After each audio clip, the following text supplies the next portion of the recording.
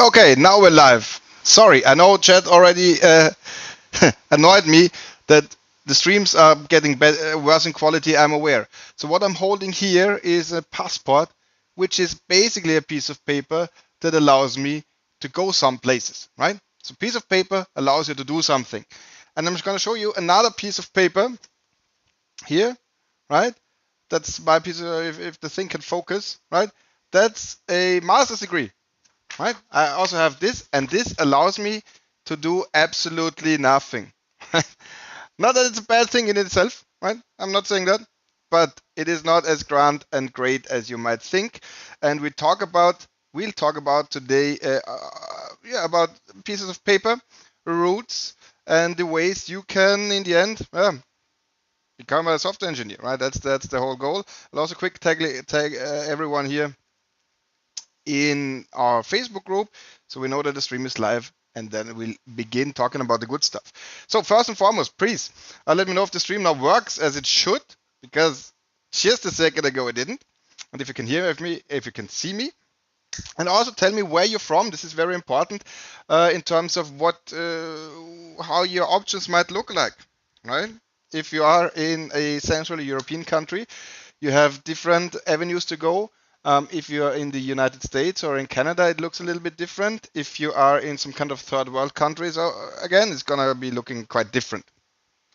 All right, so let's see who's ready to get some insights about all the ways you can learn programming, right? Also the pros and cons of all those options, and also find out which path might be the right one for you specifically, right? Because everybody's a little different. Right?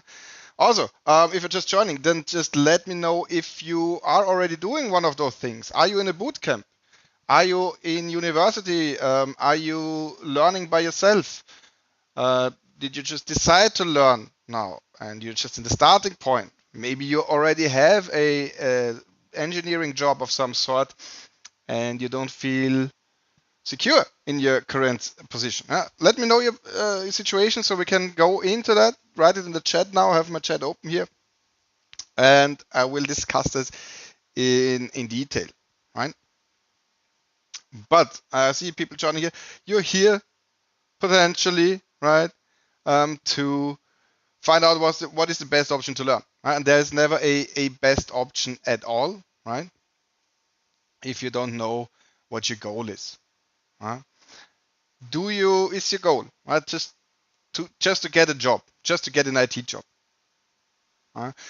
Do you just want to learn as quickly as possible? Right? Is it because you want to end up at university as a teacher, in academia, as a researcher of some sort? Right? All of those factors will change the way you should approach that. And I also see a few people here. Ryan, good to see you here as well. Yeah, I know that you're currently learning by yourself. Let's see that we can change that in the future, right? We're gonna figure something out, Ryan. I know, right? We're gonna figure some. What's up with the hair today? Why is my hair bad hair day? Right? It's also okay. I'm not here to look pretty. But the idea is here that after this live class, you should have a general idea what the best option for you is. Right?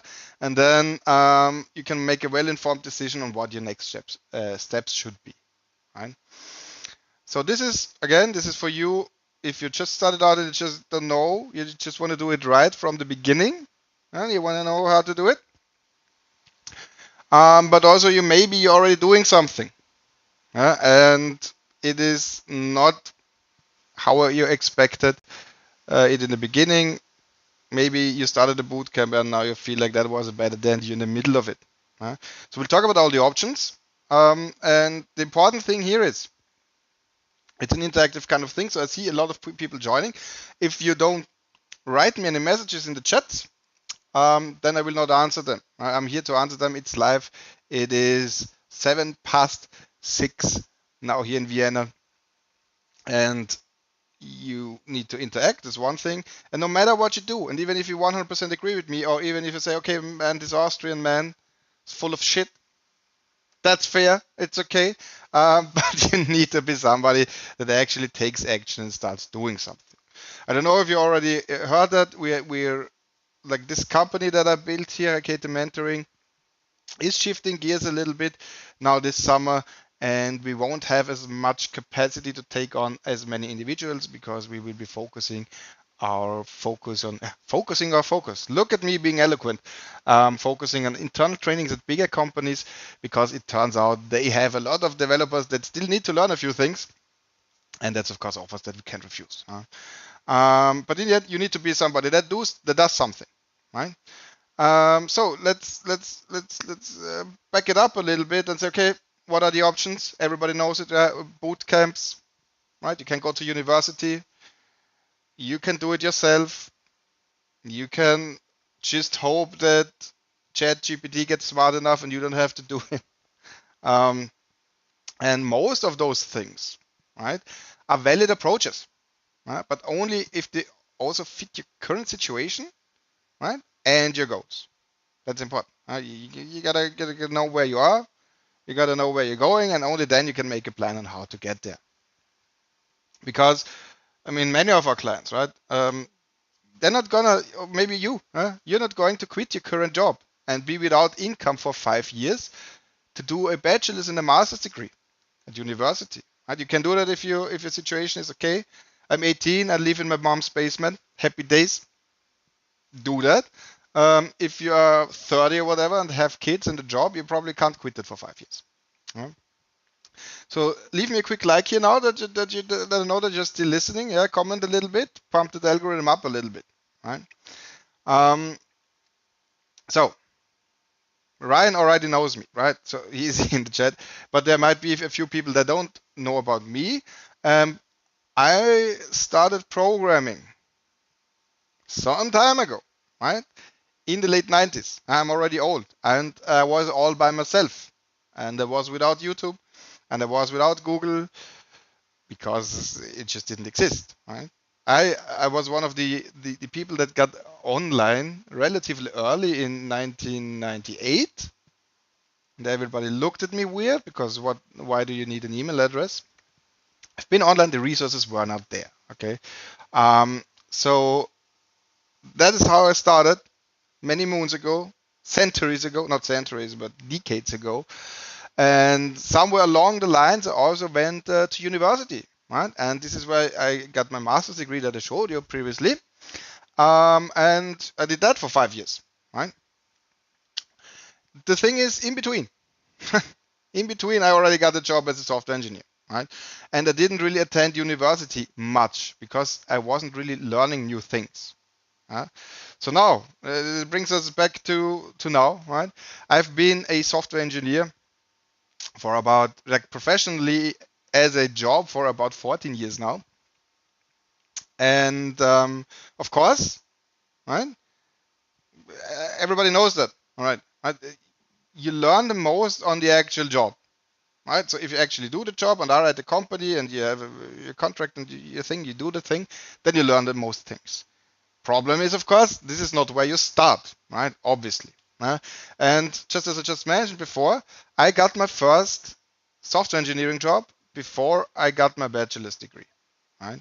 So that's kind of important. The degree doesn't help that much, and the degree is not a requirement to be a good programmer. This is why I had the passport in the beginning, because you need that piece of paper to go somewhere. Right? You don't need a piece of paper, you don't need a master's degree to be a good programmer. Right? Also, just because a message came in here from YouTube. Hi from Sweden. Greetings from Vienna. In Sweden, how is the weather in Sweden? It's way too hot in Vienna. Probably in Sweden it's a little bit nicer. So let's have an objective look. I have all the options that you have, right? And the thing that you need to realize, everybody's different. Nobody has one perfect option. And I've been working with my clients for 4 or 5 years now, and I know that, like, people are different, and life situations are different, and people approach learning differently, and the life situation itself, right? So maybe you have kids, maybe you don't, right? Maybe you live in Sweden, maybe you live in Italy, Yeah, your situation is going to be different. So if you let me know now in the chat, I have a few messages already, how you approach this, what your plans are. You can write it down and we can go a little bit more into the details that matter for you specifically. Huh? Because it is really important that you find the right thing. Right? I'm kind of repeating myself here, but this you can't get that wrong. Okay? Because if you decide on a path and it doesn't really work for you and you just decide on, oh, I'm gonna stick to that now because I chose that specific path, dude, you're gonna be a sad person, right? You got your motivation is gonna drop month after month after month if you're doing the wrong thing. And at some point, you'll give up, right? You don't want that to happen. And of course, if you give up, you never go where you plan to go in the first place. So let's just jump into it. Let's have a conversation about university. Right? Universities existed forever now, with a specific goal to bring higher education to the people, right? Which is nice. It's good. And there are lots of things you can do at university, right? You can just go computer science. Maybe there's something like applied computer science. And as always, when we do this kind of conversation, when we do this kind of class, I have the list of things that you can do here at the university in Vienna. And just let's just have a quick like let's have a quick look at just the headlines of what you can do, right? You can do informatics, you can do media informatics and visual computing. And you can do medical informatics. And you can do a thing that's called software and information engineering, or you would do computer engineering, or you do business informatics, or you do computational logic, or you do data science, or you do logic and computation, right? Or you just do software engineering and internet computing, right? Or you do didactic of informatics, whatever that means. Right? So those just a list. You can go on the university page and look at this yourself. That's all fine and dandy. But do you know what's gonna go? Like, what are you gonna do for 5 years? Right? Can you really, as somebody who has never worked in the field, can you really figure out if it would be a better idea to do software engineering and internet computing, or should you do software and information engineering? Nobody knows. Nobody knows. It might change during the 5 years anyways. But what is very obvious, no doubt about it, it's going to take a minimum of 3 years for your bachelor's and another minimum of 2 years for your master's. And if you want to be taken seriously, if you want that piece of paper to be worth at least a little bit of something, you need a master's, right? So that's best case. You live in Europe, you can basically attend for free, right? Okay. It will take you 5 years to get that, right? That's okay. That's fine. Slightly worse case, you're in the United States, right? Because then it will also take you 5 years and a lot of money, right? So I'm not saying university is bad, but university is for people that have time. And if you are 18 years old, you have no kids, you have no responsibilities, you can do whatever you want, then I highly recommend that you go there and see what you can learn, right? Figure it out, check it out. I mean, you can still quit. Nobody's just quit, and you have time. Not a problem. But really only do this if you don't, if you enjoy the school system, right? If you enjoy that you learn, cram that in, and then spit it out a few weeks later on the test, and then you rinse and repeat that for 5 years. And if you like that approach in school, you like it in university. Right? Personally, I don't like that. Right? It's not my jam. But if that's your thing, then do that. And the degree doesn't guarantee you anything. It doesn't guarantee that you know your stuff. And a good 50% of the people that graduated with me, that got the same piece of paper, now have some random job because they didn't have the skill to get or keep a proper software engineering job. So where does this leave us? You should go to university. It could be your way. It could be the thing you should do if you have a lot of time and no responsibilities to take care of for the next 5 years. Or maybe if you want to become a theoretical computer scientist in the end, then that's also good. I have a message, question coming in here. And is database developer a good first step? Step to what, my friend? Right? If you want to clarify that a little bit, what you, yeah, what your current situation is, what your goal is, then being a database developer might be a step there. If that is, if you're somebody that has never really programmed anything and you don't have background, you shouldn't be that specific. Yeah, you niche down later. You niche down way later. You need to be a general good programmer first. The database developer niche is something that happens later. So let me know. I mean, your screen name is I. So just let me know what your current situation is, where you want to go. Then we can talk about it. Okay. So we've talked about university, and now we need to talk about boot camps. If you've seen me, you know I don't like boot camps. Okay. What can you say? The marketing is always pretty dang good, because they, in contrast to university, they have a super easy to understand headline, right? Become a full stack developer in 3 months. Right? Okay. That's to the point. That is something where I think, oh, okay, I know what I'm getting. The cost is usually, depending on where you go, at about 5,000 to 15,000 euros or dollars. And it very often seems like just the shortcut to success. And if it sounds too good to be true, right, it's usually not that straightforward, because a bootcamp, again, is something that is usually a full-time high-pressure environment. The whole idea of a bootcamp is to feed you as much information as possible in the shortest amount of time. That's why it's called a bootcamp. And what I see very often in those bootcamps, they try to just quickly give you like a guided tour of a lot of things. There's a week one, there's HTML, then there's CSS, then there's JavaScript, then there's some front-end framework, then there's a little bit of database, then there's a little bit of backend, and it's a very quick tour. And you better be ready. You better be ready to keep up, because next week, you, again, will have something completely different on your plate. So high speed, high pressure thing that might be appealing to you. And the cool thing about that is, you only need to survive without a job for a few months, maybe 4 or 5 months. You can probably manage that. Maybe. Maybe you can't. Maybe you don't want to.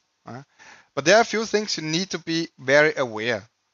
And that is something you might say, okay, this Florian guy is just cheating on boot camps because he's also got a course and whatever, and then she just wants to talk shit about the other things. Yes, to a degree, but do yourself a favor before you join a bootcamp. Have a very close look at who your teachers will be. I've seen it so many times that the tutors, the teaching assistants, the lecturers, whoever might call it, of those bootcamps are just bootcamp graduates.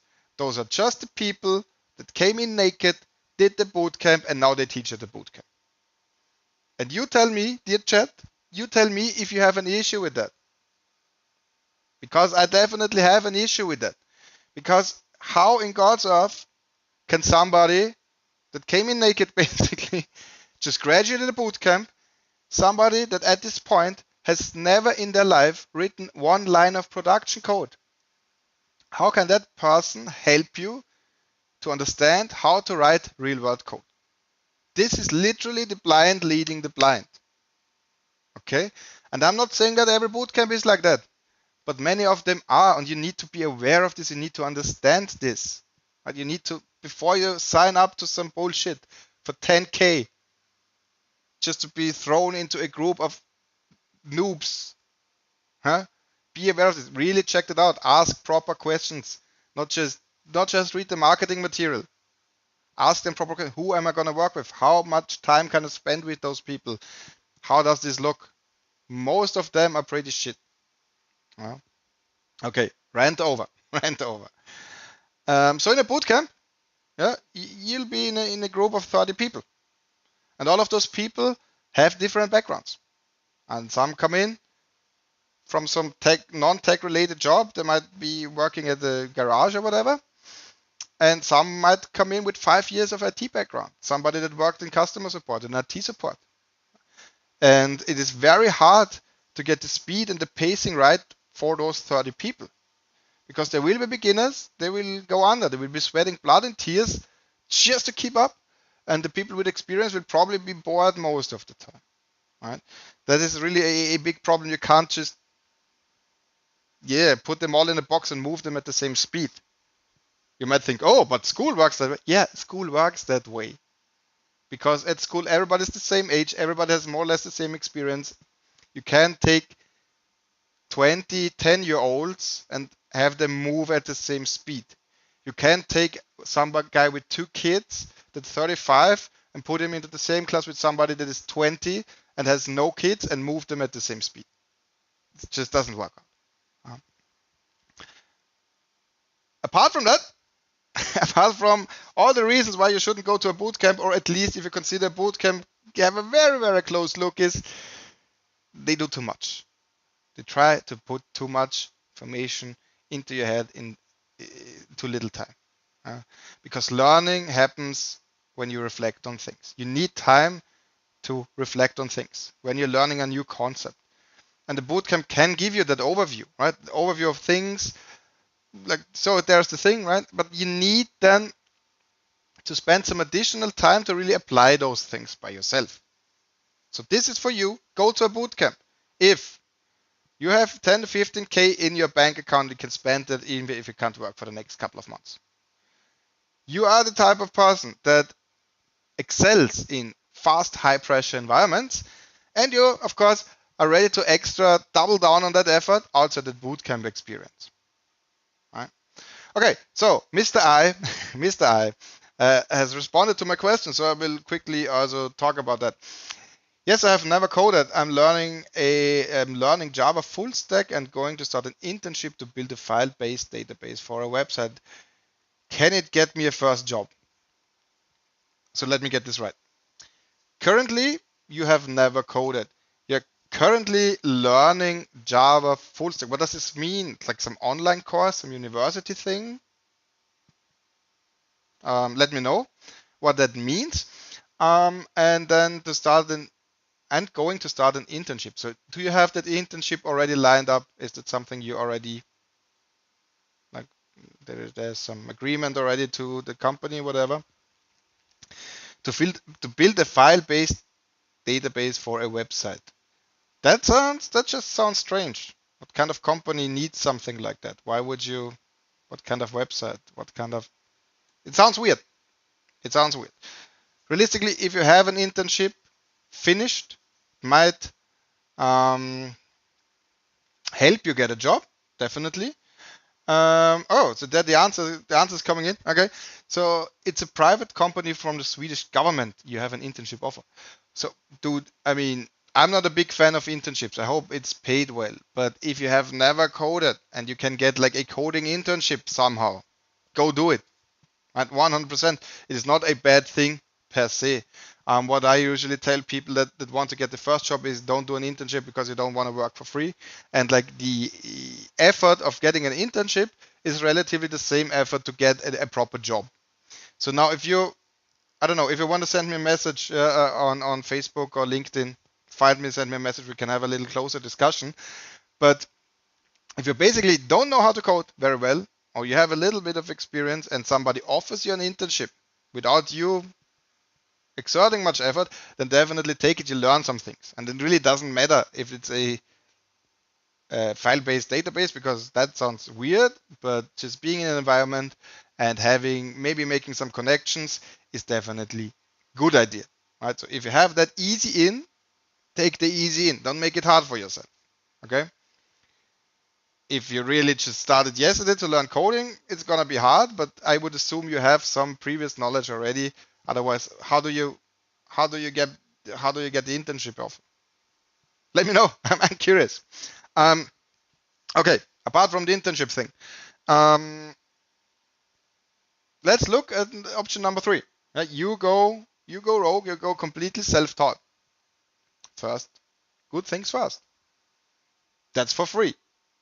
You don't need to spend a single cent. You go for free. You just basically pay with your time, right? And it is a valid approach if you have a lot of time.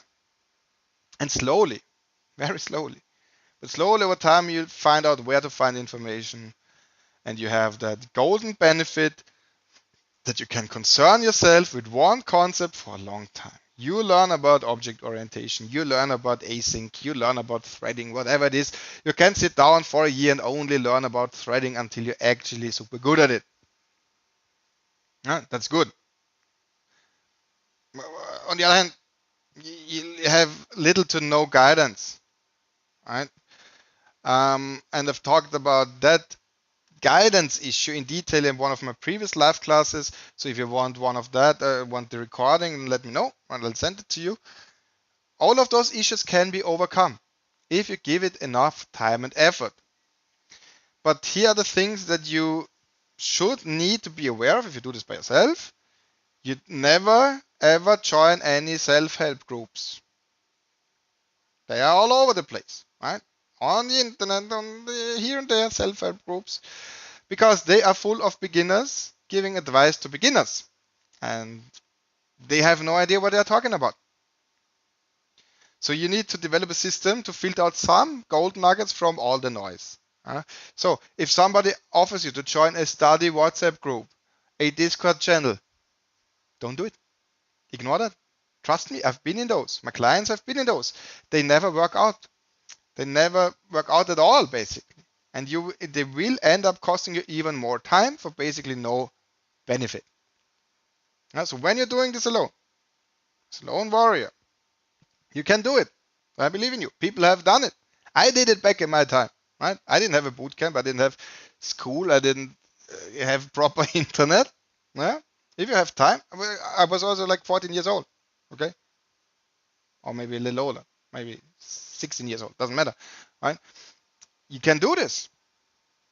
If you have a lot of time and you have a method to keep you motivated for a few years. Because it's gonna take a few years if you do this by yourself. There is no, if you're really alone, it's gonna take a few years. You need to be prepared for that. And if you can't keep yourself motivated for a few years, that's the hard part. Not the learning is not the hard part. The keeping yourself motivated is the hard part. And you are super determined, but you really, really want to do this. You just broke, okay? You just don't have the financials to do something paid. Right? And number 3, of course, you want to understand things, not just at the surface level, but really deeply understand it. Then do this by yourself. That's the only way, right? If you're broke, that's the only way. And I want to summarize those 3 things. And those are the things that everybody knows about. This is how everybody does it. I still don't know how Mr. I from Sweden currently is learning. I would be very interested. But let's summarize those 3 things. You go to university if you have 5 years, and maybe if you're in the United States, you're ready to take on some student debt, right? And your goal is to become a scientist or work on some kind of research. Go to university, hands down. There you go. You go to a boot camp if you are the type of person that really, really likes fast-paced, high-pressure environments. And you not only like that, you're ready to double down on that to get to your goal. Or number 3, you do it yourself because you have shitloads of time. You don't want to spend any money, and that's just what you want to do. Okay, those are the things that everybody knows how to do. Those are the most common routes that people go. And then now, of course, it's time for me to speak about what we do with our clients. And why it might be an interesting option for you if you think like, oh, those 3 things, This kind of doesn't hit the point, because I developed my mentoring program because I saw a few things missing from all of the approaches, right?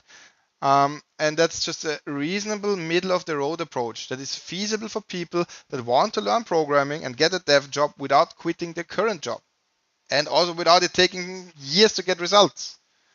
And the thing is, people have individual needs, they have individual life situations, and they learn differently. And if you match up all those factors properly, you can actually laser focus on what you should spend your time on, assess specifically what you need to do, and how and when, right? So you always know what to work on. If you're some kind of movie star, like, do they have good bodies? Yes, right? Do you think they look like that because they do the cucumber diet that they found on YouTube?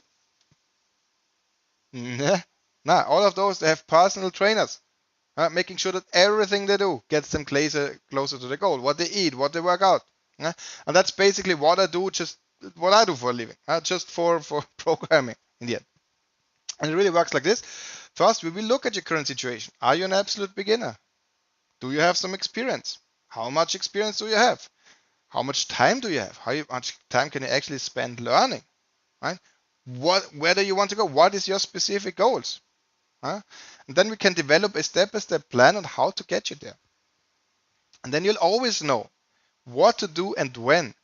And if you think that's interesting, and you want me or one of my coaches to have a closer look at your situation and find out what you should be doing, then you can get started in the chat right now, send me a message on LinkedIn or Facebook or whatever, and I'll personally reach out to you and we'll set up a phone call or whatever and talk about it, right?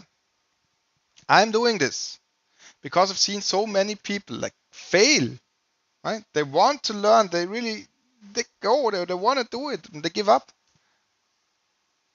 And it's not because programming is hard, but because there's no clear guidance on what to do and when to do it and what order to do it.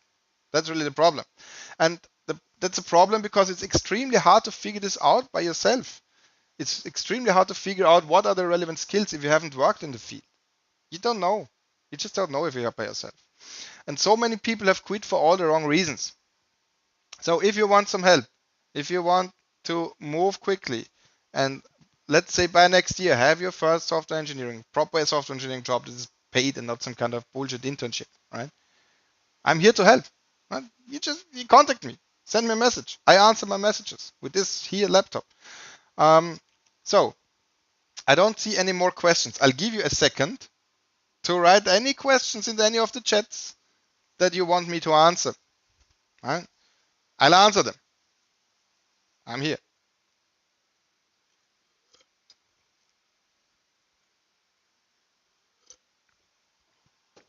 And if nothing comes out, I'm gonna go back to helping my clients, working with my coaches, making many people go from their stupid 9-to-5 job where they have physical labor, where they have shitty hours, to doing the same thing I do, and that is typing on a keyboard in the underpants with unlimited paid time off and flexible hours and all the good stuff.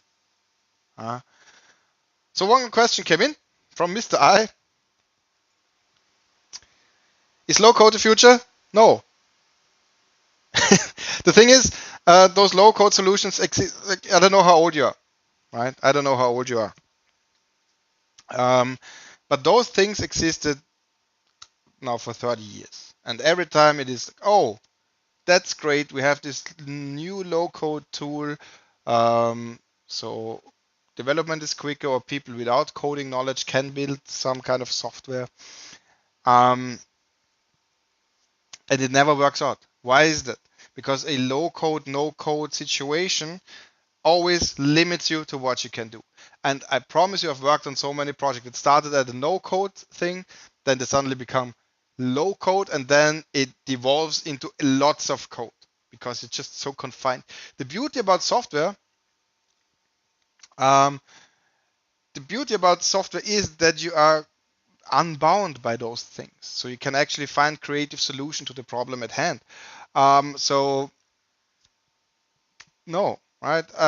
You're talking about the tool platform, then I don't know that specific tool or platform, right? But I would assume that is some kind of no-code platform thing. Give me insights. You're 37. How long have you had a computer? How long? I mean, you probably you haven't, right?